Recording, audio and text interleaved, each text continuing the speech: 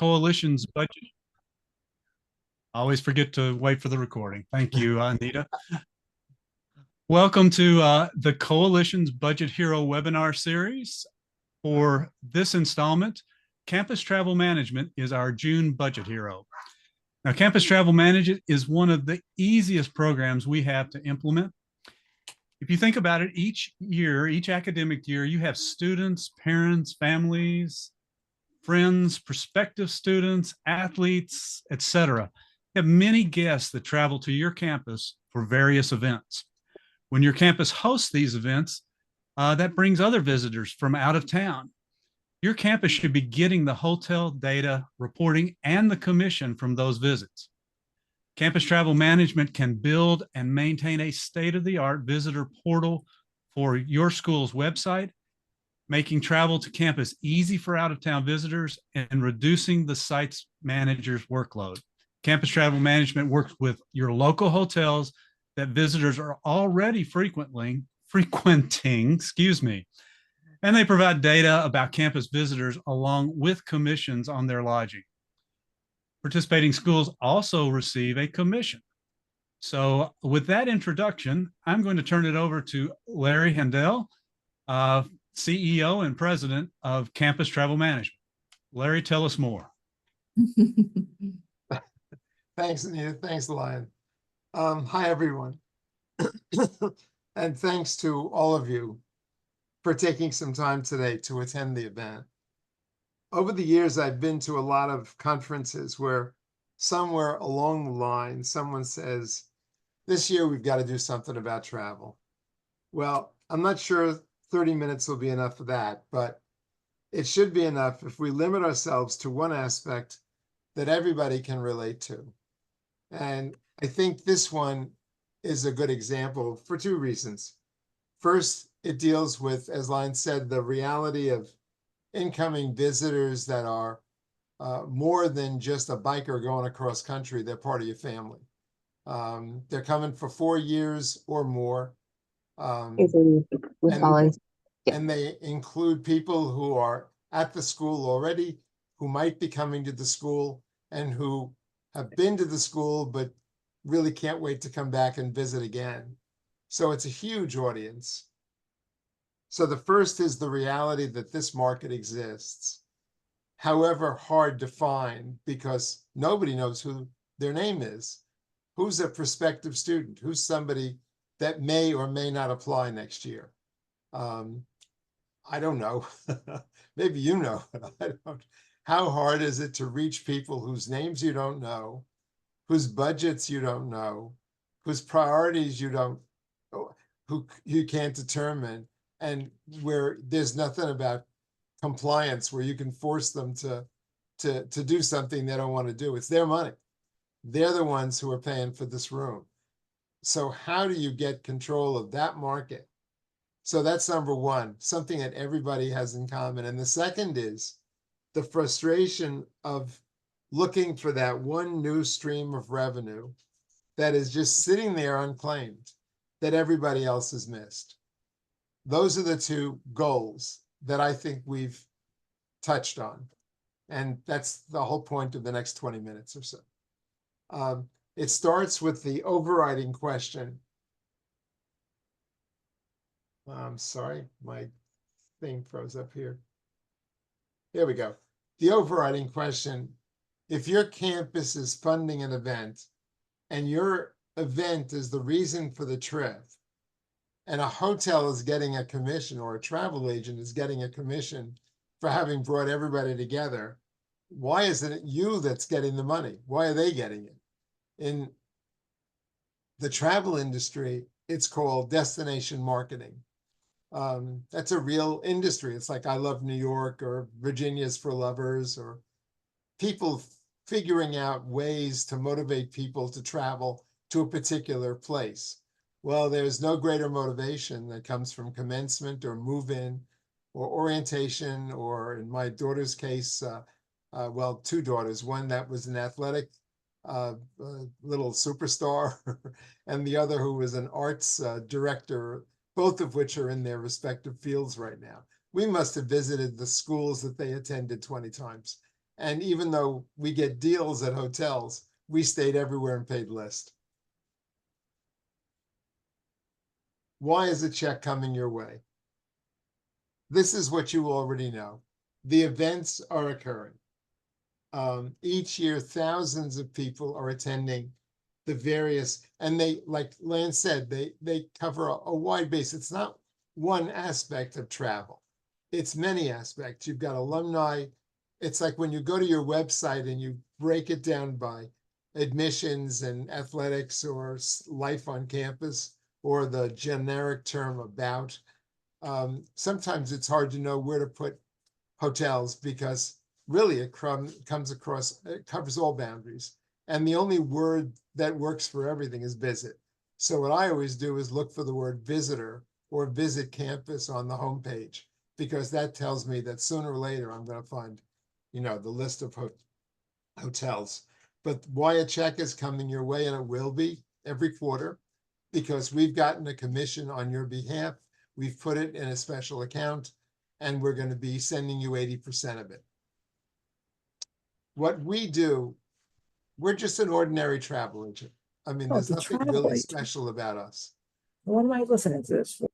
What we do is provide the proof you need, however, to get the money we think you deserve. And we do that by creating a reservation, using, I should say, the reservation technology that every travel agent has for their own purposes, but adapting it for your purpose as well. That means expanding the field so that we know more about this traveler than just name, check-in date, checkout date, and nightly rate. Moreover, what we do is embed a code in the record which establishes your campus as the source of the business. You'll see in a few minutes what that all looks like. But by doing that, it entitles you to the money that ultimately comes. And third, the technology includes what's called TRAMS, which is a back office accounting system that's part of every single travel agent program, but that we've adapted for your purposes as well. We have a database and an online reporting system that is all free, that you get access to, that you can see not just who's coming to the campus, but where they're staying and when they're arriving. And you can even see it on the basis of check-in. Why is there a report that's focused on check-in? Because commissions aren't paid. Commissions aren't paid when the booking is made. Commissions are paid usually 2 weeks after people leave and pay their bill. And in your case, people sometimes book months ahead. I had somebody who was asking about June 2025, and I had to tell her, no, the rates aren't ready yet for next year's graduation. So she has to wait a couple of weeks more. But what we have is a special report, because sometimes you might say, gosh, why is our check not so much? Because there was so much business. The answer is they haven't arrived yet. People book well in advance. All right. And then, of course, the commission is built into the rate. So you receive 80% of whatever we receive, and the money is sent the first week after each quarter. Revenue at no cost. What's the catch?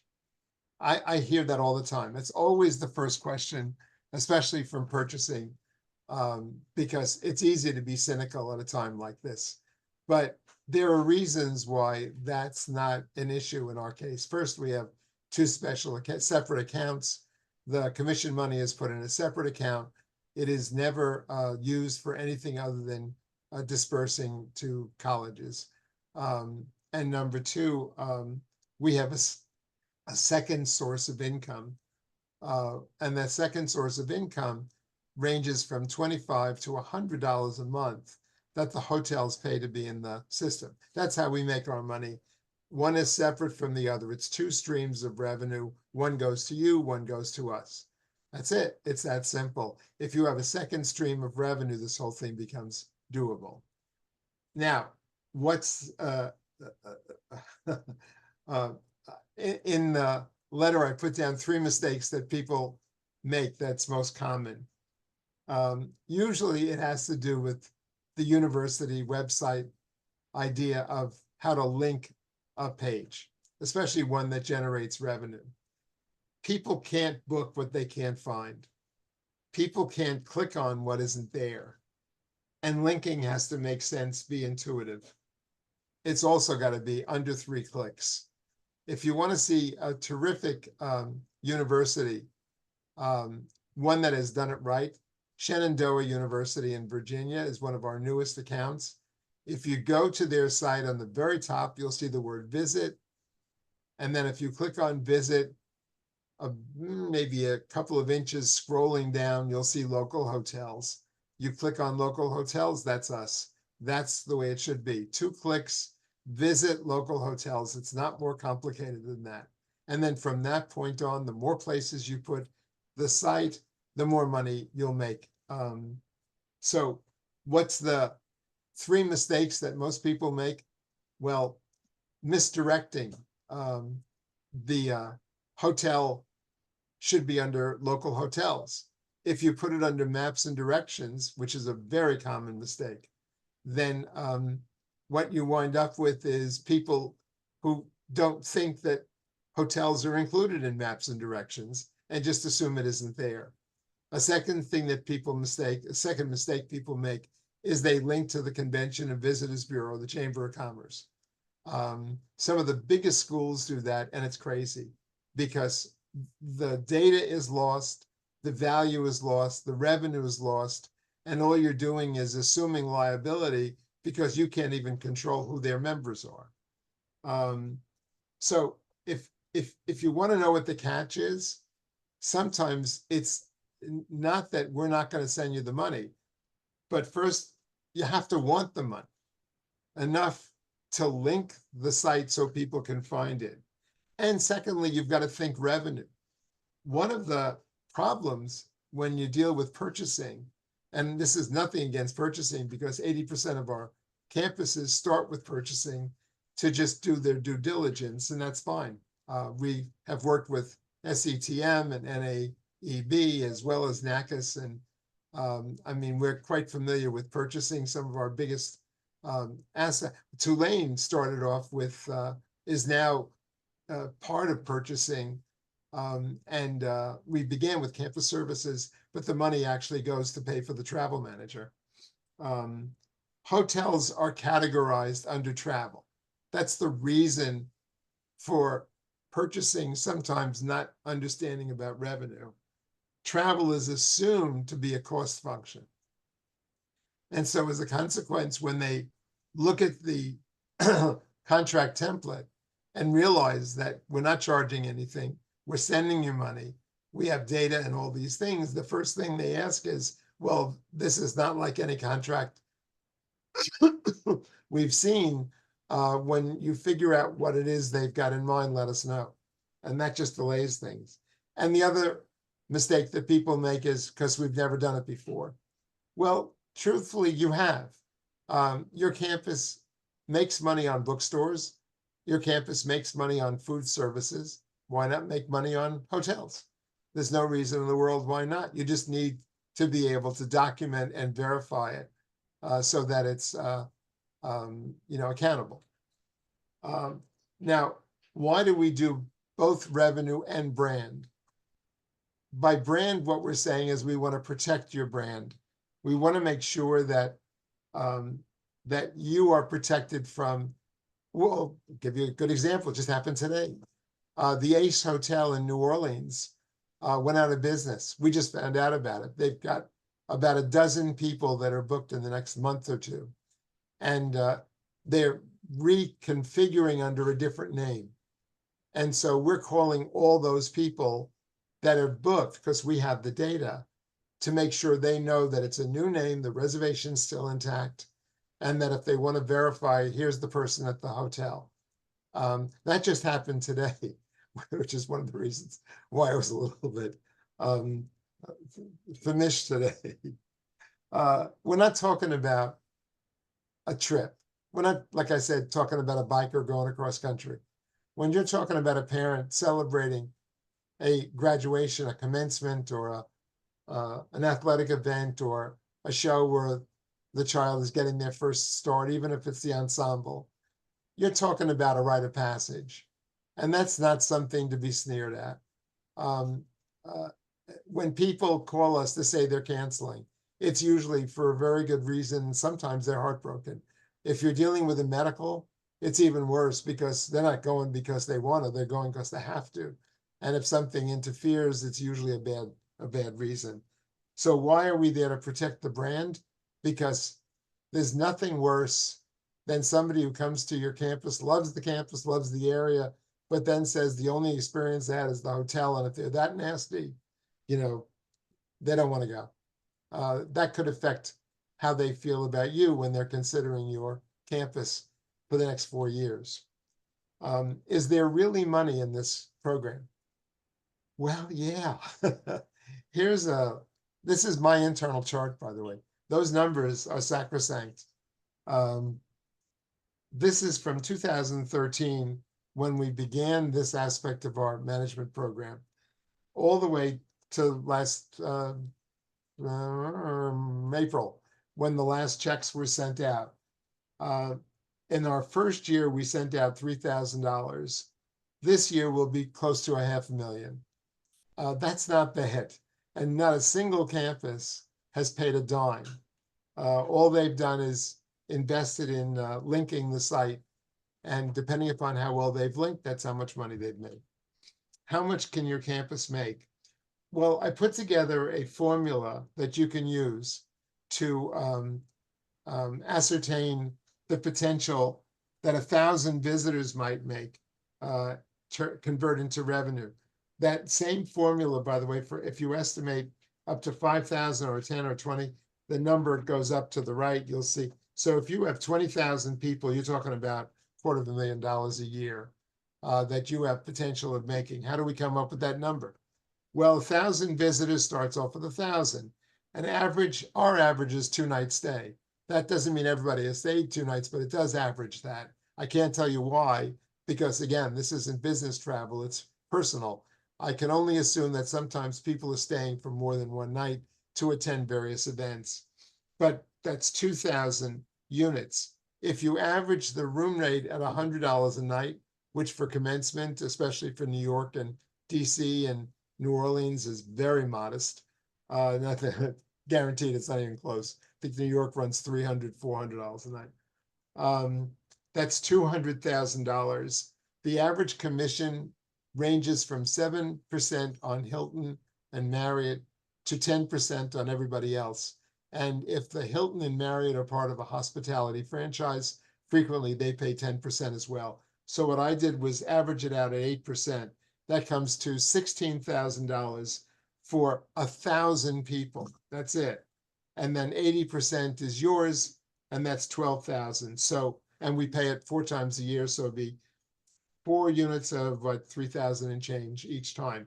If it was 1,000 people that came that year, it goes up a lot.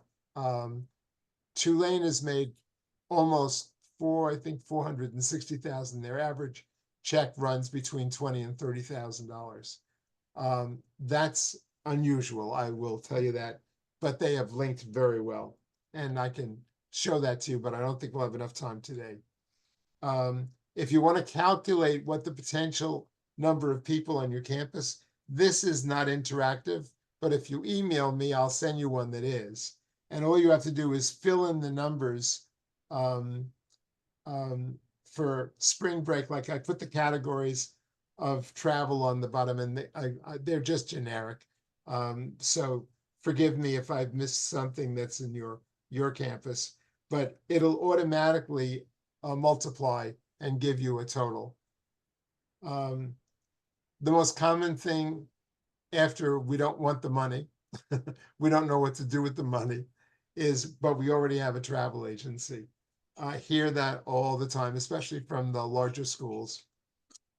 Not exactly. You do have an agency, but that's business travel. If you take a look at the RFP that the travel agency responded to, the very first clause, because I've written God knows how many. The very first clause starts with scope of travel. Scope of travel is always university paid. We are not talking about university paid, where you pay for the room. We're talking about parent and family travel, where they pay for the room and you pay for the event, the reason for the room. That's why it's called destination marketing, because the more events that you've got, the more reasons to come to your city and the more reasons to use hotels. It's not the same. Business travel, your goal is not always the least expensive cost. You want a cost that's in your budget, but what you want is last room availability, LRA. That's the 3 letters that you're going to see in a business travel contract for a hotel that's sent you.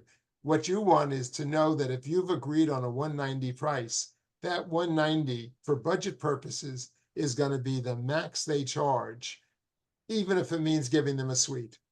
And that's what a corporate contract does. It gives you reliability and predictability at a reasonable price. If you want the lowest price for personal travel, that's a different 3-letter code. It's called the best available rate, and it can even be a percentage off that. We have something called the C53 rate, which is generic to any campus, because what we've discovered is that hotels think corporate, not personal. And so as a consequence, if you put in like George, I don't know, Emory University, parents and families, all the hotel sees is Emory. They don't see parents and families. Bingo. Corporate means blackout dates. It means net rates, no commission. It means no travel agent. Well, what's the point of a program if net rates and are going to be the pricing, and if holidays and high volume events are blacked out? That's where the hotel makes their money. Does the traveler pay more? You'll see no. Next slide will get you there, but I wanted to just get these 2 ideas first. The first is business and personal easily live together. We've worked with Tulane for nearly, I guess, 10 years, and they have world travel, and we've got ourselves. We send people to World where the university is paying the bill, and it's got to be an interface with university accounting. They send us the person when it's a personal trip and it's a parent or a family, and it's going to be a revenue program, not a cost center. It's not complicated to anybody in the industry. It's only complicated when it's unfamiliar. They manage expense, usually with Concur. We create an asset. And that is a big deal, because creating an asset is something you do not find. We take an expense and make it into an asset. That is no small feat. And that's something I'm extremely proud of. We also create the volume that makes it possible to meet the target that a business travel contract will require. Because these days, business travel isn't nearly as much as a university commencement that's held in the football stadium. Benefits. Our revenue offsets their cost. We're friends. There's no reason why we should be enemies. We send money. We don't charge money. Their data reconciles your credit statement. That's important. It's the interface. That's what Concur does. We have no relation to that. We are just a direct link. We don't interface with it. That's not necessary. Our data is a marketing roadmap. It can be used for supplier diversity. It can be used for economic impact. It can be used for lots of things, one of which is a welcome letter I'll talk about in a few minutes. None of which involves interfacing with the campus. I said I'd show you the slide. I love this slide. I've shown it 100 times. It was sent to me by the Renaissance Hotel in Washington, D.C., a very sweet sales lady who I became very good friends with, and who would die if she knows I've shown this so many times. But what she was doing was trying to say to me, that the $299 rate that she was charging George Washington University for the Renaissance was not commissionable. So she sent me this page. This is their sheet. I just reproduced it. And I circled it where it says that second arrow in the middle, it says no. What that means is no commission. So I then said to her, but further down on the page, I edited the page so they're close. There were actually lots of things in between. I said, but why is that second $299, the one that isn't George Washington, but labeled it pays to book Marriott rate, advanced savings? Why is that commission? That is yes.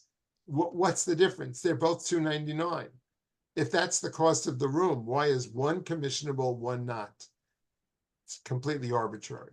The passenger does not pay more. Frequently, they pay less, as long as nobody marks up the rate, which we do not do, or add a service fee, which we also do not do. Do you need? Larry, we're down to about 2 minutes left, so just wanted to You're let you kidding. know and see if there were any questions among the participants. I'm so sorry. I get carried away. That's quite all right. This is an exciting program. It's one of the programs in the coalition that I call one of our no-brainers. There's just no reason not to accept this revenue when it's sitting there waiting for you. Well, let me show a couple more slides. If nobody Go ahead, Larry. I don't see any questions, so is there keep on. enough business? Here's a whole bunch of things you guys do that generate money. This is a typical 24-hour period. And when you look at this, you'll see there's dozens of colleges. We get them all day long. There are 13 fields of data plus 2 customized. What's your relationship with the university? And why are you coming? That gives you that roadmap I was talking about. This is a report when you're curious about which hotel is doing best. We not only tell you the sales, but we tell you the room nights and the bookings. That's something they don't even have. A marketing roadmap. This breaks down that same data, except by why they're coming. In this case, I've consolidated it because it was for DC, Georgetown. So it was pages and pages. So I've just taken 5 from each. But you can see parent and family travel perspective, and then you can filter it by date. And Larry, if chart. I might, on that previous slide, I think that is almost as valuable as the dollars that the campus will receive. So the campus at any point can log in and get this report. You're going to know who's coming to your campus, why they're coming, and where they're staying, and when they're checking in. So think of all the things that you could do, like have a welcome baskets waiting for prospective students, thank yous to parents. There's marketing options here that are tremendous. Thanks. All right, just a few more, and I'm jumping. A pie chart, so you can, if you're like me and you want a quick read, this will tell you how your sales are going. We do the work you call the shots, okay? This is what the hotel page looks like that we'll set up on your campus. This is what it looks like when you click on the hotel. There's a one-click option for your travelers. If they are running late and they don't want to click on 20 hotels, they can click on that one shot and it gives them all the hotels that have space left, with the least expensive showing first. Your college or university is on each confirmation, and that forms the basis of the database. Colleague reciprocity, that means if your staff is traveling anywhere in the country, they can use any other school's program. So if you're going to New Orleans, you can use Tulane. If you're going to New York, NYU, or DC, you can use Georgetown, American, or any of the schools that are there. It's a big campus. A hotel has only 1 person. This is for the next, if you would like. What I tried to do is give you 5 reasons to consider beyond revenue, cost savings, and reporting, reasons why you might want to explore this program, because there is money everywhere in travel. What we do is convert straw into gold. And that's it. Thanks for watching. Call or email your interest. Let us look at your current website and show you what you're doing right or wrong. Contract template to show there are no surprises. Penciled in hotel Zoom date to introduce the program to local hotels. In fact, there is a meeting of local hotels for Bridgewater College. It's going to be on June 26th. If anybody would like to sit in the virtual back row and watch and see how we present the program, there's no secrets. It's the same idea. We just talk about the benefits of a university partnership. That's all. They have they know. I'm just letting them know that we know. And then with the campus calendar in mind, send us your W-9, because if you're looking for revenue at a certain time of the year, plan 3 months early. It takes us that long, especially these days when we're getting heavily booked. We're up to 120 campuses, and we should probably hit 200 by the end of this year. So don't stand on ceremonies if you're looking for revenue. And that is it. Well, Larry, we certainly thank you for your time today. We thank everyone for attending. As you can tell, this program of the coalition is taking off like wildfire, just because it just makes so much sense for a campus. It's just found money. It's one of those no-brainers. We thank you for attending this edition of Budget Hero webinar series from the coalition, Maximizing Impact while Minimizing Expenses. Please get in touch with Larry, your local state association, or contact the coalition for more information. Have a good day. Thank you. Thanks, Lion. Thanks so much. And we didn't get